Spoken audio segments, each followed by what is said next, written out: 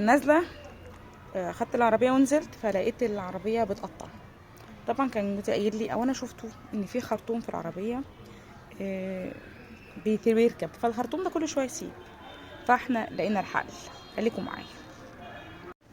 ادي قابلت واحده صاحبتي ركنت عندها وجبنا ادي خيط حلو، وادي الخرطوم اللي بيسيب اهو. تعالي لي هنا والنبي وريني الخرطوم ده اهو، اهو مكانه اهو ماشي. فهو طبعا بيخلع لوحده، ما احنا مثبتينه كده.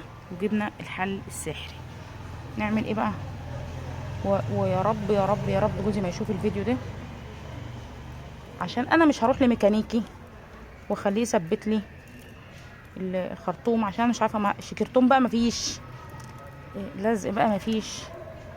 فاحنا نقوم مثبتينه بقى كده كأي ست مصريه.